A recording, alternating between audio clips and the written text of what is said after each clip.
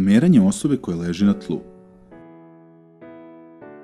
Kleknite iza glave povređene osobe. Jednu ruku postavite joj pod vrat, a drugu između lopatica. Lagano pomerajte leđa povređene osobe unapred dok je ne postavite u sedeći položaj i sve vreme je oslanjajte uz sebe. Provucite ruke ispod pazuha povređene osobe i uhvatite jednu od njenih podlaktica.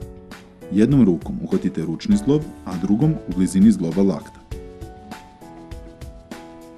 Držeći čvrsto ruku povređene osobe uz njeno telo, pređite iz klečećeg položaja u čučanju. Vaše noge treba da budu razdvojene, a jedno stopalo izbačeno prema spolju. Započnite podizanje iz čučnja u stojeći položaj. Leđa vam moraju biti prava da biste sačuvali kičmu od nepravilnog opterećenja. Hodajte unazad i povlačite povređenog za sobom. Pomeranje povređene osobe iz vozila. Ukoliko se povređena osoba nalazi u vozilu, priđite sa njene slobodne strane. Savijte joj ruku u laktu i prihvatite njenu podlakticu svojim šakama u blizini ručnog zgloba i zgloba lakta.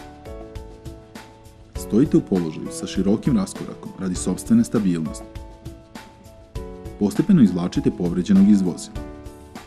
Prilikom pomeranja povređene osobe korišćenjem Rautekovog hvata, trudite se da joj poduprete glavu i vrat i spriječite njihovo suvišno pomeranje.